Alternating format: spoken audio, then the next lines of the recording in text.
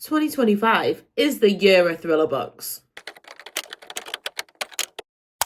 Hi, my name is Michaela. Welcome back to my YouTube channel where we talk about all things books. I think this might be the most excited I've been to do a video because we are going to talk about all of the 2025 thriller book releases. Well, not for the whole of 2025. We're going to do January to June. And let me tell you, there is so many. Thank you so much for being here. Please hit that like button, hit that subscribe button, and let's get into it. So like I said, we're going to do the first 6 months, and I have over 40 books that are coming out between January and June 2025. And there's actually so many coming out past that date that I'm really excited about, but your girl got overwhelmed. How am I expected to want to read the books that are on my bookshelf when this is the quality of books that we've got coming out this year? Without further ado, we're going to get straight into it because it's going to be a long video. And I'm not going to sit and read you the descriptions of the books because that would be quite boring, wouldn't it? I'm going to tell you what's attracted me to these books and what's made me want to read them and what I know about them, which is actually probably very little. Right, I'm going to move over a bit this way because the covers of the books are going to go here. The first book is Alice and Galen's We Are Watching. Now, I need your help with this book because tell me why I can't get a copy of it in the UK. I've only read one book by Alice and Galen and it was The Collective, and oh my God, I absolutely love that book. Like, everybody needs to read that book. Like, that is such a good thriller book. And when I read the synopsis of this book, I was like, no, shut up, I need it. Usually, if I can't get hold of a book, Blackwell's is my go-to because they are a really good store if you're in the UK and you want American versions. And also, if you're in the US, they do free shipping there. So again, if you've got any books that haven't been published in the US, but they've been published in the UK, you can get them from there with free delivery. Even they haven't got it. It just says not available. Anyway, I digress. The reason I want to read this book so much is because somebody said it was about conspiracy theorists. And if there's one thing about me, I love a conspiracy theory. So basically, all I know about this book is that a woman gets in a car crash with her family and sadly her husband dies. She is grieving, she goes back to work, but then conspiracy theorists become obsessed with her and they are saying that her husband was killed because of some conspiracy theory. And like I said, you had me at conspiracy theory. The next book is a book that I've already read, but I'm here to tell you that you need to read it, and that is Mark Edwards' The Psychopath Next Door. I'm a Mark Edwards stan. He is an author by author for me, and I will read anything that he writes. That being said, the last few books that I've read from him, I haven't really enjoyed, to be honest. However, this one turned that around and I absolutely loved it. It follows a woman that moves next door to a family and she kind of gets very friendly with them very quickly, and she befriends the 12-year-old daughter and she starts taking like babysitting responsibilities for her and taking her under her wing because she is the psychopath next door.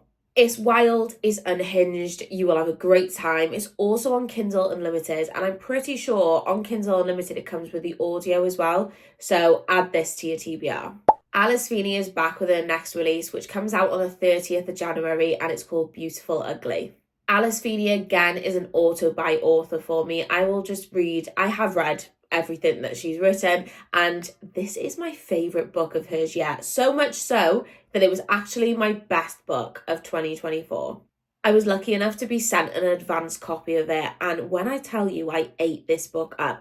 I was reading this book and we were in the car, we were actually on our way back from Thorpe Park, and my phone was lighting up next to me with notifications, and I had zero interest in reading what those notifications were because I was just so invested in the book. And that's when you know it's a good book. It follows an author, which I mean, I absolutely love when a character in a book like works in the book industry, but it follows an author called Gracie, and his wife went missing a year ago, but she went missing while she was on the phone to him. Like, something happened to her and he heard it. Anyway, he's now got writer's block. His agents are like saying, you need to write your next book, but he's just grieving. So they pack him up and they send him off to this Scottish island where when he gets there, he thinks he sees his wife. This book is just so twisty. I swear, so many of my friends have read this now, and I don't think I've seen a bad review from any of them. I'm actually going to an author signing on, I think it's the 27th of January, to meet Alex Finlay as well, and I'm so excited. The next is The Lamb by Lucy Rose. Now, I believe Lucy Rose is actually a debut author, but what initially got me was the cover of this book. I am obsessed. So this is actually categorised as a horror, and it's about a complex mother and daughter relationship because the mother is a cannibal. I love books with complex mother-daughter relationships. Not so much cannibals, but complex mother-daughter relationships. I absolutely eat it up. That was not appropriate. Moving on, we've got Gillian McAllister's famous last words, which is another one that I've actually already read. It's a woman's first day back at work after maternity leave. She drops her daughter off at nursery. And when she gets to work, she sees that there's a hostage situation happening in London. And she's like, oh my God. But then she realises that the man holding everybody hostage is her husband. I absolutely love this book. I'm a big fan of Gillian McAllister. Wrong Place, Wrong Time was a 5-star read for me last year. I absolutely loved it. And I did love this one. I gave it 4 stars. It wasn't quite a 5-star read for me, but I really, really enjoyed it. I've seen this book being categorised as a thriller love story, which actually makes me want to vomit in my mouth. Because if I had heard that, I wouldn't have wanted to pick it up. I didn't think it felt like a love story, but yeah. So if you've heard that and it's put you off, please don't let it. It's still a really good book. Holly Starr's Murder in the Dressing Room. Again, another one I've read. I actually think this is the last one that I've read out of this list. But this is a drag queen cozy mystery. Say less. In this book, we meet Misty Devine, who is a drag queen performer. She's getting ready to go on stage one night when she then goes to find her drag mum, who owns the club that she works in, and she's dead. So Misty Devine is taking it upon herself to investigate the murder and find out who did it. And it is just a camp fun time. It's a no thoughts, head empty. We love the diversity. We love the representation. And I absolutely loved it. It's actually going to be a series as well. So I think Misty Devine, there's going to be another book where she is the investigator. And I'm really excited to see what the author does with it. I mean, that cover as well, stunning. A Killing Cold by Kate Alice Marshall. That name is really hard to say. Have I ever read a book by Kate Alice Marshall? No. But when I heard the premise of this book, consider me intrigued. A woman gets a new boyfriend. Her boyfriend is rich as fuck. And she goes to the family home. And when she goes there, there's like a log cabin on site. So she goes in there and she finds a photo of herself from when she was a child. I mean, what would you do? That is enough to freak anybody out, isn't it? But not only that, she has no memory of her childhood. Like, her childhood, she just literally has no memory of it. So that's even more concerning, isn't it?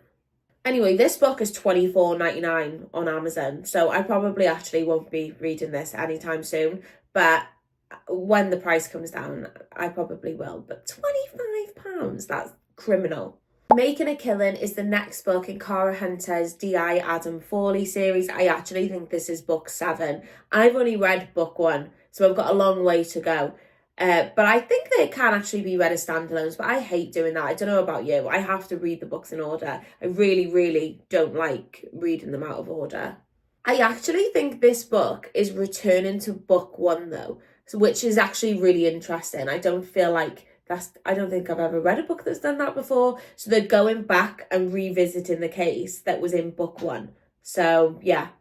I need to get through the series because I did enjoy book 1. And I've heard that they actually get better as the series goes on as well. Dorothy Coombson's next release is called Give Him to Me and is actually a sequel to Every Smell You Fake, which came out from this author last year. Funny story, actually. We read Every Smell You Fake for mine and my friends' in-person book club.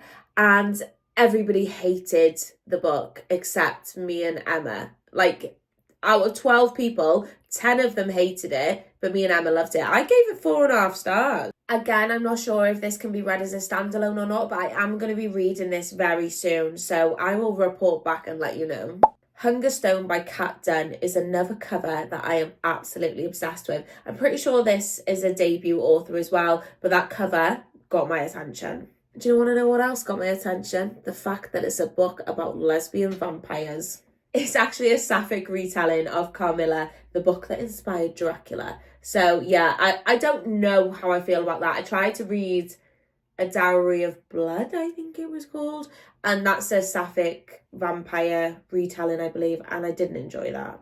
But I'm not writing it off. All you need to tell me is lesbians and I'll give it a go. I take it back, Kat Dunn is not a debut author. You Are Fatally Invited by Andy Pliego. This sounds a lot like The Writing Retreat by Julia Bartz, and I absolutely love that book. It follows an author that lives on a private island and nobody knows who he is. Like, he's wrote in secret for years and years and years, but now he's inviting people to his island. He's inviting authors to his island to compete in like a writing competition as such. But of course, it's a thriller, so people start getting unalived one by one. Just authors, like people who work in books. Oh, I don't know what it is. Like, it's just instant attraction. I just love it. Like, that's all you need to tell me. Now, I've actually never read a book by Ellie Griffiths, and I don't know why, because she's a really popular thriller author. Actually, I do know why. It's because her covers are giving old people. Like, these covers are just not appealing to me, and I know we shouldn't be judging books by their covers, but like, it's just not appealing, you know? And I really don't like this cover either, if I'm being honest with you. But my friend Emma reads crime. She read this book and she really enjoyed it. I think she gave it quite a high rating. And it's a historical thriller. And if one thing 2024 made me realise is that I love historical elements in my thriller books. This follows a group of police detectives who investigate cases that are so cold they're basically frozen, but what people don't know is they can actually time travel. Oh my, this sounds so good. I am pre-ordering this book. Yeah. Little Red Death by A.K. Benedict follows a detective who is investigating murders and crimes, but each one is following a fairy tale. Was anyone else obsessed with that TV series, like Once Upon a Time, I think it was called? I loved it, and like the synopsis of that book is giving me that. I've not read anything from this author, but I'm excited to read this. Maz Evans, That'll Teacher. Again, this is an author I've not read from before, but I've heard that she writes like thriller books with humour, and I really enjoy that. Normally, school mum drama really doesn't interest me because like I'm not a mum, I can't relate to it, and yeah, like I'm over it. However, this one I believe is mixed media, and it's a headmistress that gets unalived, and the parents are trying to solve it through the group chat. So I think it's told through text messages and stuff, and I love that. I love mixed media. It just sounds like a light-hearted thriller. Do you know when you're like you need a little palate cleanser? Claire Mackintosh, Other People's Houses, is book 3 in the Detective Fionn Morgan book series, and I absolutely love the book series. Well, I loved book 1. I didn't like book 2. So, do I like the series? No, I liked book 1, but I liked the main character, and I'm going to give her another go. Because it's book 3, I don't know if it can be read as a standalone. I know book 2 could, so I'm assuming you could read this as a standalone, but I would really recommend the first book. It's called The Last Party, and if you don't know, I'm Welsh, and these books are set in Wales, and I don't know, it just feels like a bit of home, I guess, because Claire Mackintosh like puts bits of like the Welsh language in there as well, so I don't know how actually like an English person would understand it. But like it's nothing major. There's just like lines. I'm really not selling this book, am I? It's a really good detective like book series. T.M. Logan's The Daughter. I'm actually going to meet T.M. Logan the same day as Alex Finlay because the book signing I'm going to, they are going to be there together, and I'm so excited. I've actually met T.M. Logan before because I went to the book party in Birmingham, and at the end of the night, I was really drunk and we all wanted to go somewhere else to like carry on the party. And I was like, T.M. Logan, do you want to come with us? And he said yes at first. But then I think he realised, like, as we started walking, he was like, oh, I'm really sorry, I've got to go. And he ran away. TM Logan just writes such good domestic thrillers. Like, if you've not read any of his books you just want a really, really good domestic thriller, TM Logan is your guy. This is about a guy that goes to pick his daughter up from university. He knocks on the door to like be like, I am here, and the person that answers his door is not his daughter. I absolutely love Lucy Clark's books because they were always set in such cool locations. Like, The Hike was set in Norway. One of the girls, I think it's called, is set in Greece. Well, The Surf House is set in Morocco. Do you reckon that she gets to go to these destinations, like, to scout them out and learn a bit, and she gets to put them down as a tax expense? I'd definitely do that if I was an author. What got me with this, though, is it says it's set in Marrakesh, and it's called a surf house, but, like, the Marrakesh is a desert. There's no sea there. So, I don't know, maybe, like, they start out in Marrakesh and go somewhere else. I'm assuming so. Tell Me What You Did by Carter Wilson is a podcast thriller. Oh God, I love a podcast thriller. I know people say that like they've really overdone, but I don't agree. I love a podcast thriller. This follows a woman named Pearl who hosts a true crime podcast where people can come on there and they can confess to their crimes anonymously. But then someone comes on and claims to be the person that killed her mother. But she's like, you're lying because I killed the person that killed my mother. I think Claire Douglas needs a new cover designer because all of her covers look the fucking same. Like, I never know if I've read that Claire Douglas book because, yeah, they literally all look the same. To be fair, this one's got like a purple hue, which I think is a bit different, but still, it's a house. That being said, Claire Douglas is still a solid thriller author for me. I really enjoy her books. She just writes such good domestic thrillers. This follows a woman who a new family have moved in to her next door, and she is listening into their conversation because the walls are thin, and she hears them planning to commit a crime. I mean, what would you do? I would just mind my business, to be honest. Broken Country by Claire Hall is getting stunning 5-star reviews all over the place. People are declaring it their best book ever. I think it's a thriller with like lots of other subgenres. So like it's a romance story as well. And yeah, I am just seeing glowing reviews everywhere. You Killed Me First by John Mars, another one that I've read. This is actually the last one that I've read.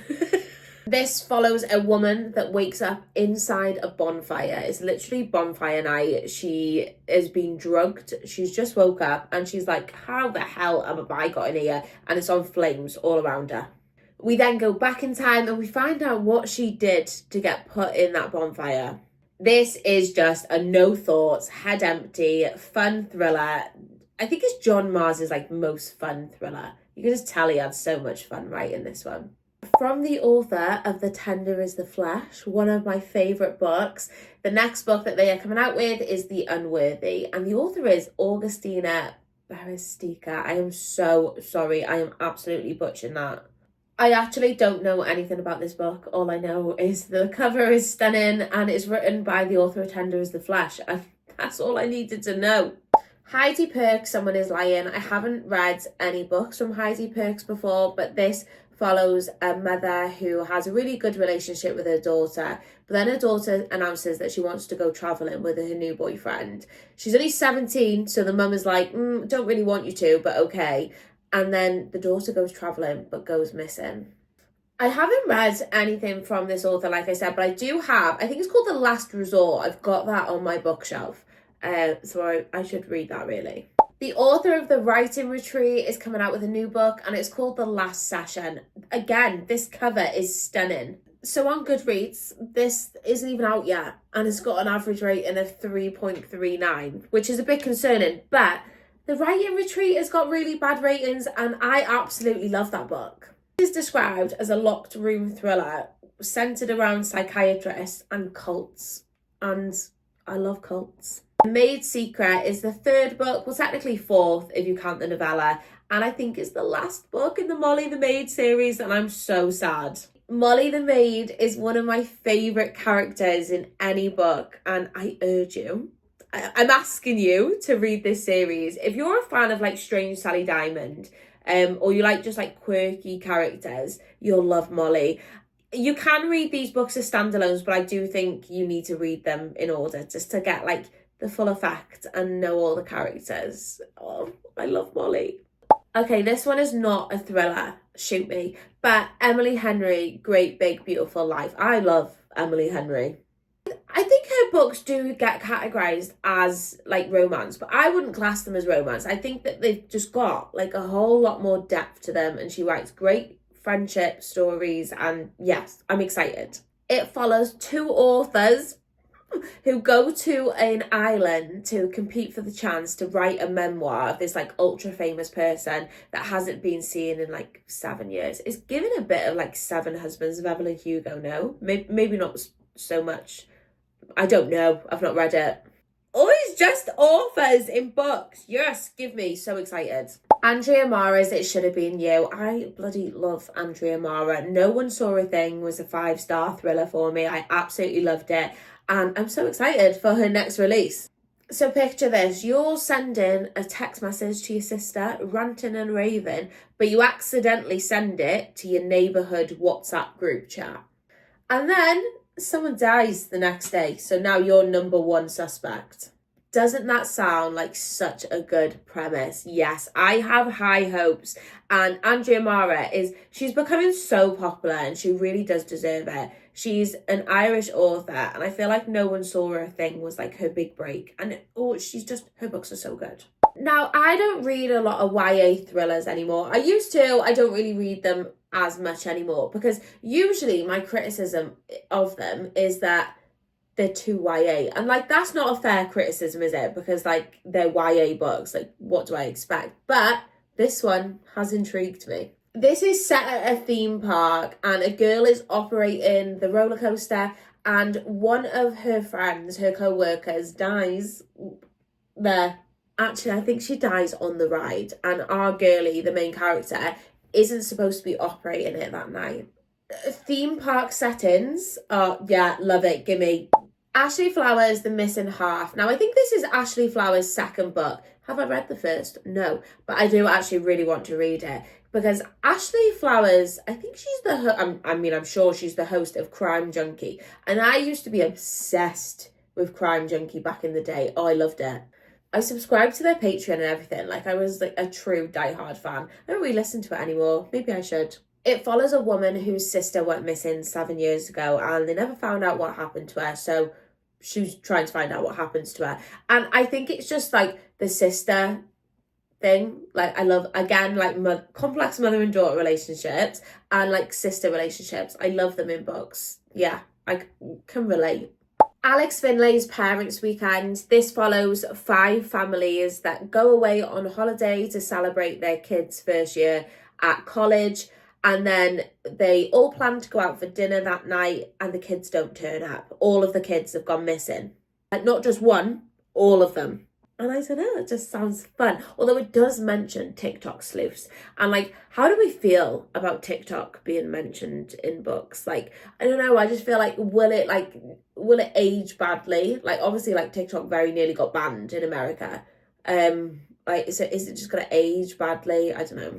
Lucinda Berry is a solid author for me. I don't always love her books, but I quite often like her books. And yeah, I think she's just a good, reliable author. Her books also cover some really, really heavy topics, and it sounds like 1 in 4 is going to be that too. It follows a psychiatrist that is going to work on a reality TV show that is focusing on child stars and their struggles with addiction, etc., and trying to help them. But then one of them ends up dead, of course. It's always the way, isn't it?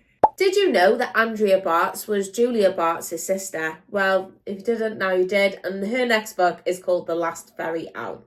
That must be so cool. Like, you and your sister both being authors. Like, yeah, that must be so cool. This follows a woman that is going to a remote island because she wants to find out how her fiancé died. But of course, there's a storm, and she's now trapped on the island. Again, not a thriller, but I need to talk about it, and that is Taylor Jenkins Reid, Atmosphere. Me and Taylor Jenkins Reid, oh my god, I think she is amazing. I sound like a fangirl. I am a fangirl. She makes me care about things that I just never thought that I would care about. Like, Carrie Soto is back. I picked that book up only because it was by Taylor Jenkins Reid. I don't like tennis. I still don't like tennis. So tell me why I ate that book up where the main character is a tennis player and it's mainly about tennis. Her books feel like memoirs. Like, they feel like all her characters just feel like real people. She is just, I think she's one of the greatest authors of our time. All I know is this follows a woman in the 1980s who is going to space, and I think it might be a love story, but yeah, it's Taylor Jenkins Reid. I would read her shopping list. Another one that is about authors, The Ghostwriter by Julia Clark. We follow Olivia, who is a ghostwriter, and she is actually also the only child of a really famous horror author named Vincent. But Vincent, when he was 17, he was accused of killing his whole family. That's all I need to know. Like, family annihilation, ghostwriters, gimme. C.L. Taylor's It's Always the Husbands. I love the book title of this. I think it's so clever. I think it's like a good play because it's always the husband, isn't it? The tagline of it says, because one dead wife is tragic, two starts to look like murder. TikTok's favourite author, S.A. Cosby, he's got a new book coming out and it's called King of Ashes. This is described as a Godfather-inspired Southern crime thriller. I don't actually know if that interests me, if I'm being honest with you. I can't say with chest that I'm a fan of The Godfather. One thing I can say with chess that I am interested in, and that is Riley Sager's With a Vengeance. Now, me and Riley Sager have got a bit of a love-hate relationship. Sometimes I think he's unreal, and I think his books are the best books I've ever written. And then some of them, i.e. Middle of the Night and House Across the Lake, I think are the worst books to ever exist. So I think this is set in 1960, and I mean, historical vibes, obsessed. It follows a woman named Anne who she believes 6 people are responsible for killing her family. So she's lured them onto this train, a luxury train, think the Orient Express. And she wants them to confess. She's got them on this train, she's not letting them off, they're going to confess. But then obviously one of them gets murdered, so... We're going to finish on one that isn't a thriller. I don't actually know what you would categorise Fredrik Backman's books as, but he's got a new one coming out and it's called My Friends. I have never read an author who writes the way that Fredrik Backman writes. I just think he's got such a unique style of writing and a unique way of writing characters, and it just works. I believe it's about a group of friends that got put in a painting, and it's like the most famous painting in the world, and then we also follow them like 25 years later. So I think it's just going to be a wholesome, tragic story, I have no doubt, because Fredrik Backman just knows how to make me laugh, but he also knows how to make me cry. Fun fact, I watched the film adaptation of A Man Called Uwe, I think it is. I think it's called A Man Called Otto, the film adaptation, where Tom Hanks is the main character. And at 10 to midnight on New Year's Eve, I was crying my eyes out, bawling. At 10 to midnight, I mean, what a way to go into 2025. Oh my God, right. If you're still here, thank you so much for watching. Please like this video, hit that subscribe button, and let me know in the comments what book you're most excited for.